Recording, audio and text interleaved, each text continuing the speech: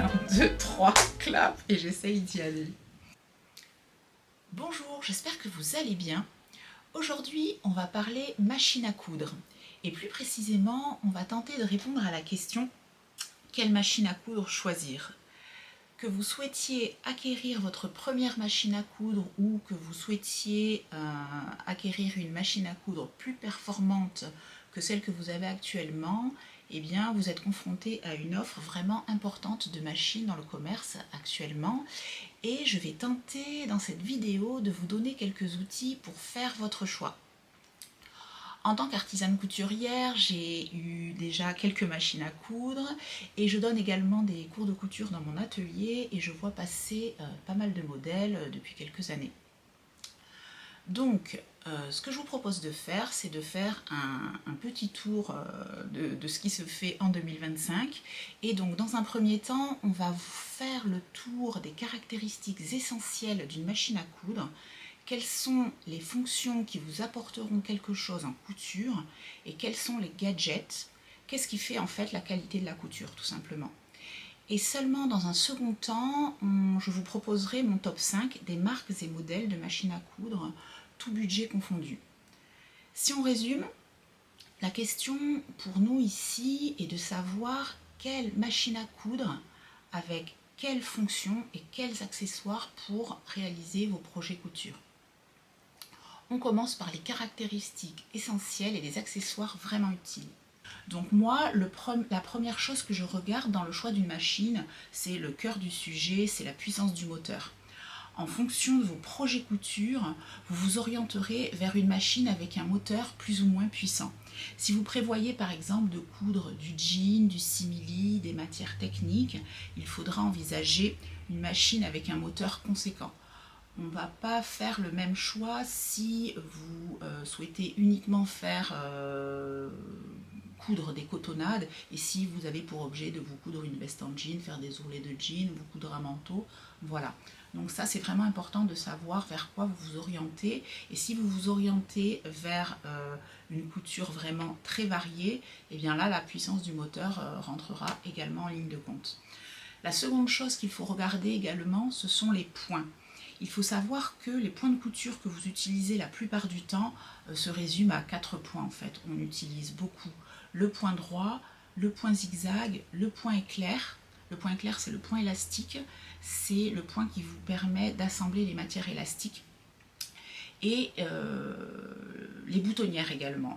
Les points, en fait, si on peut dire, qui vous permettent de coudre des boutonnières. Tous les autres points, comme la broderie, les alphabets, on les utilise vraiment rarement. Voire jamais même. Les pieds de biche, c'est la quatrième chose très importante également à prendre en compte. Le plus souvent, on utilise 4 pieds presseurs différents. Pieds de biche et pieds presseurs, c'est la même chose. Donc, on utilise vraiment 4 pieds de biche essentiellement. Le pied de biche standard, le pied à zip, le pied à boutonnière et il est en option, celui-là, souvent on le rachète aussi, c'est le pied à zip invisible. Personnellement, j'utilise en plus un pied téflon pour coudre le cuir et les simili notamment, mais franchement c'est tout, j'utilise pas d'autres pieds. Donc voilà, ça il faut le savoir.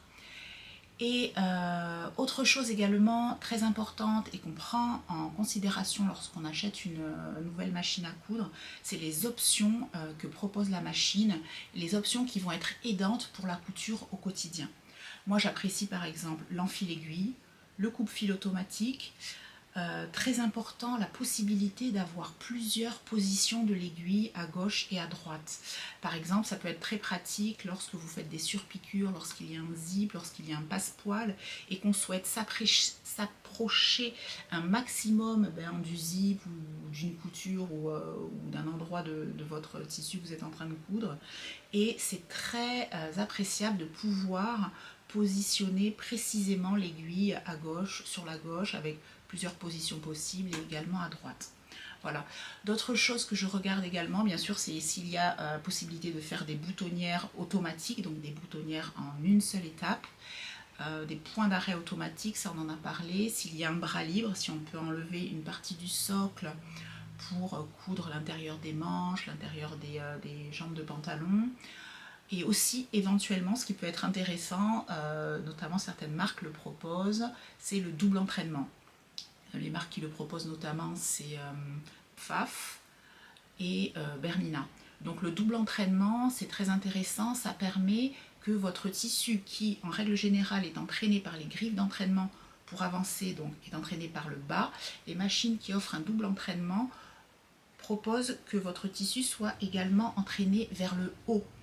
Par le haut, ça veut dire que votre tissu, les deux épaisseurs que vous êtes en train d'assembler, vont être entraînées par le bas par les griffes d'entraînement et par le haut par le pied double entraînement. C'est une tirette qu'on tire et qu'on place derrière le pied qui est intégrée à la machine, et comme ça il n'y aura pas de distorsion de niveau entre le tissu du haut et le tissu du bas. Voilà, c'est quelque chose de technique dit comme ça, mais c'est très très appréciable au quotidien quand vous l'avez. Voilà. Ceci dit, on vient de voir les caractéristiques très très importantes auxquelles on peut faire plus attention qu'à d'autres petits accessoires. Ceci dit, quelles que soient les options et les accessoires de votre machine à coudre, il faut penser à des petites choses très importantes, par exemple à renouveler régulièrement vos aiguilles de machine, à utiliser du fil de qualité et à faire les réglages adaptés à la couture que vous êtes en train de faire.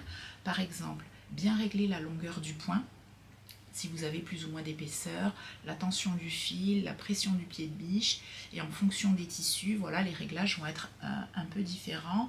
Et une bonne machine, la machine de votre choix, plus ces bons réglages, ça va vraiment participer à faire une couture agréable et une jolie couture. Voilà. Maintenant qu'on a vu les caractéristiques essentielles, je vous parle en particulier de quelques machines. Ça sera mon top 5. Je vais vous présenter une machine mécanique et 4 machines électroniques. On commence pour mon top 5. Donc, pour l'entrée de gamme. Donc, je vais vous proposer une machine en entrée de gamme, des machines milieu de gamme et des machines haut de gamme. Donc, en entrée de gamme, en fait, j'ai fait le choix de vous proposer ou de vous présenter une machine qu'on trouve dans le magasin Lidl. C'est la Silvercrest. La Silvercrest, je vous la propose parce que je la vois par le biais de mes ateliers couture, de mes cours de couture.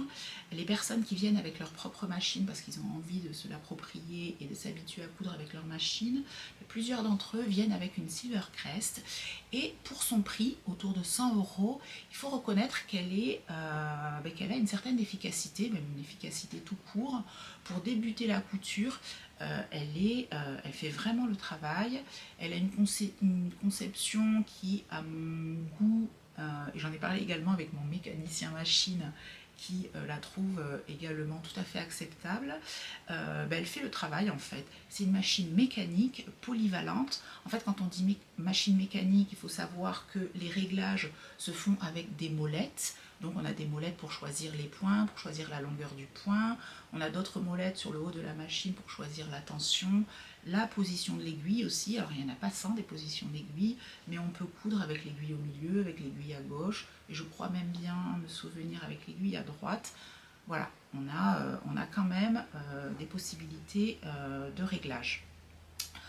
On n'aura pas bien sûr la précision de machine électronique de milieu de gamme, mais pour un budget de cet ordre, mieux vaut une machine mécanique qui fait le travail qu'une mauvaise machine électronique. Voilà, donc ça c'est la palissade peut-être, mais en tout cas c'est vrai.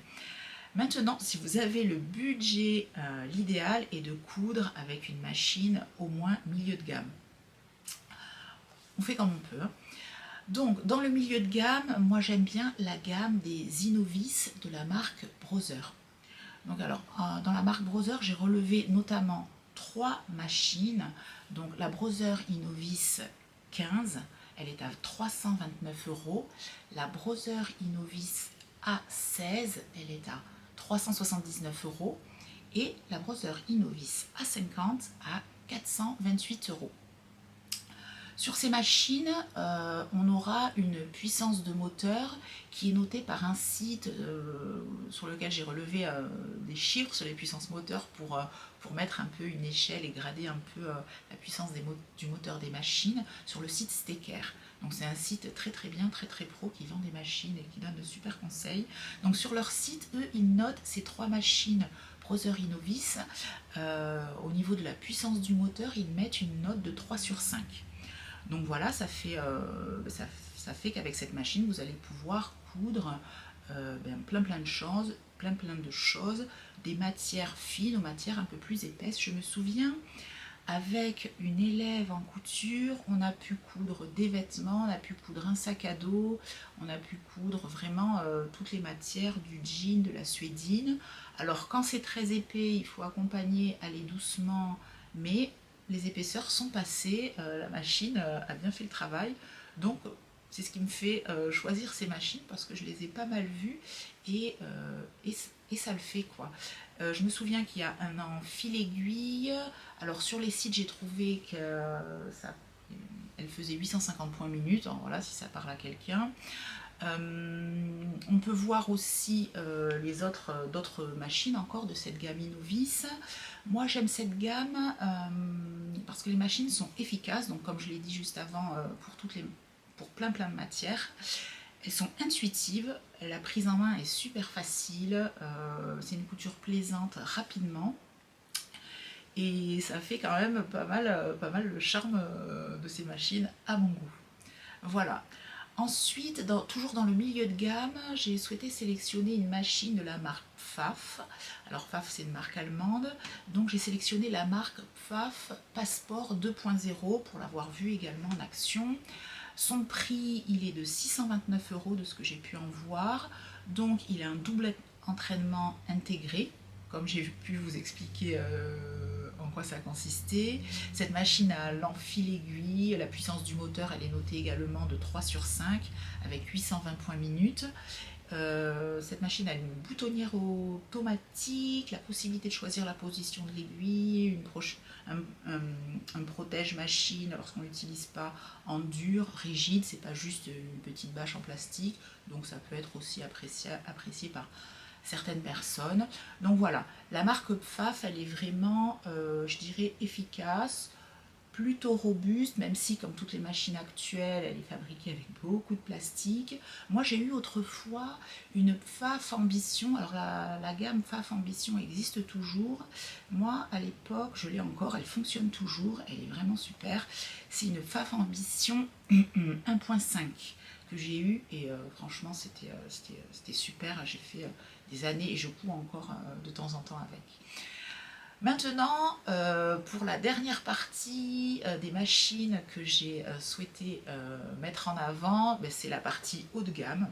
Alors pour ceux qui peuvent se le permettre ou dans une pratique professionnelle, moi je suis dans ce cas-là, hein, puisque c'est mon métier, la couture.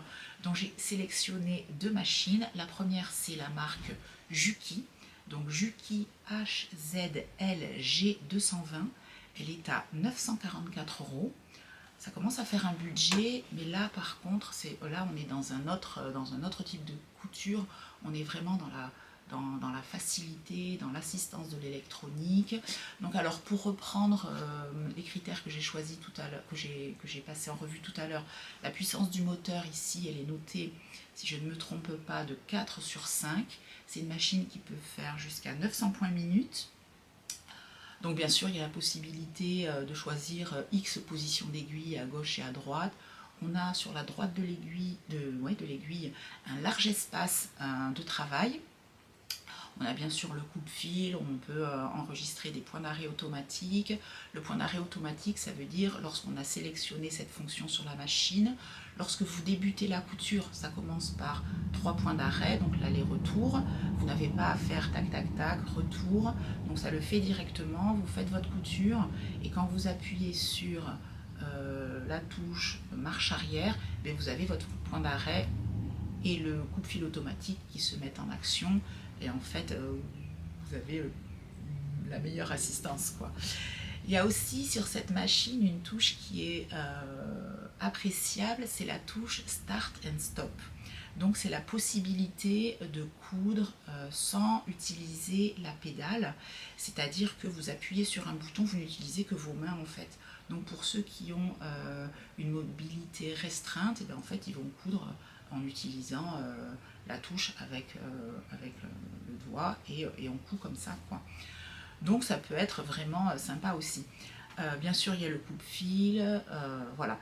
Il y a vraiment un confort de couture qui est augmenté sur cette machine et sur les machines de cet ordre dans ce budget. Enfin, la dernière machine dont on va parler, c'est la Bernina B480. Donc la marque Bernina, elle est emblématique des machines à coudre vraiment de haut de gamme avec une puissance moteur voilà, idéale. Là sur le site sur lequel j'ai relevé les puissances moteurs, elle est notée 4 sur 5 avec 900 points minutes. J'ai oublié de vous parler du prix parce que c'est un peu prohibitif, donc je le dis maintenant, son prix est de 1979 €. Alors une autre particularité de cette machine à coudre, c'est qu'elle a une canette verticale. Donc toutes les machines qu'on a vues maintenant, les électroniques en tout cas, le plus souvent elles ont une canette horizontale, donc elles sont faciles d'accès ces canettes. On voit s'il reste beaucoup ou pas de canettes, elles se mettent sous le capot facilement, elles s'enlèvent facilement, etc. Les canettes verticales, c'est la marque des machines à coudre industrielles, donc avec des précisions, régularité du point, etc. C'est ce que vise Bernina, et vraiment, on est vraiment là-dedans. On a une couture et un point qui est vraiment... rien n'est parfait, mais qui est vraiment, vraiment très très bien et super régulier, d'une qualité vraiment... Les canettes verticales, j'y pense, on les trouve aussi dans les machines entrée de gamme, et c'est ce qui est déplaisant parce qu'elles sont difficiles d'accès, etc. Là, les machines Indus et Bernina, de la même manière, a vraiment facilité l'accès, a mis en place des canettes qu'ils appellent canettes jumbo, donc c'est des canettes avec encore plus de capacité de fil, ça fait qu'on est censé les changer moins souvent. Donc voilà, c'est des petites choses. C'est beaucoup, cette marque s'inspire beaucoup de la qualité et des modalités des machines Indus. Je dis ça en plus en regardant un peu en bas parce que je regarde ma machine industrielle, et c'est vrai que les deux machines ont pas mal de points communs. Qu'est-ce qu'on peut dire d'autre aussi? La largeur du point. Avec Bernina, la B480 notamment, on coud avec une largeur de point qui va jusqu'à 9 mm, une longueur de point qui va jusqu'à 6 mm. Donc ça vous donne la possibilité de faire certains points que vous ne pouvez pas faire avec d'autres machines. Par exemple, moi je l'utilise, ils ont un point de reprisage. Alors pour le coup, c'est pas du tout un gadget, c'est vraiment pratique. On peut faire un peu de broderie, moi j'en fais pas, mais en tout cas, sachez que c'est possible, on peut faire un peu, voire beaucoup de broderie. Pour ceux que ça intéresse, pour les autres, ça reste complètement accessoire.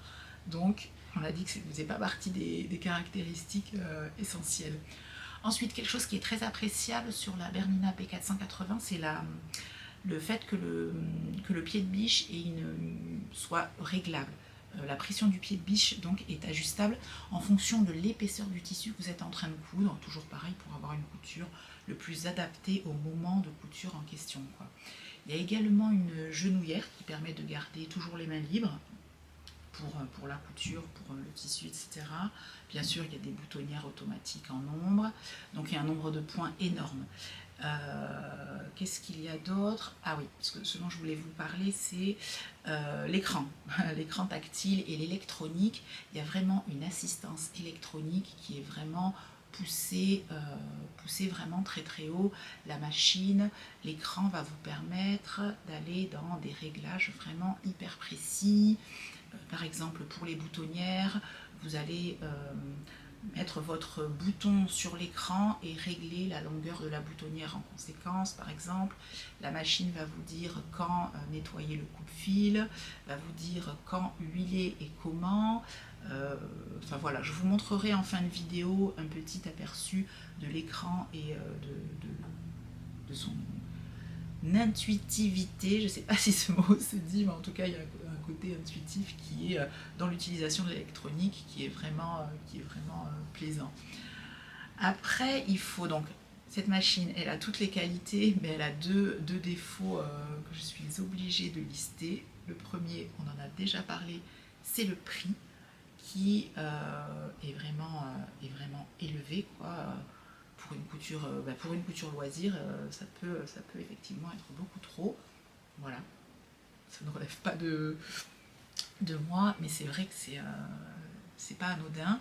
Et la deuxième chose, c'est la prise en main de la machine à coudre qui peut s'avérer assez exigeante et prendre du temps.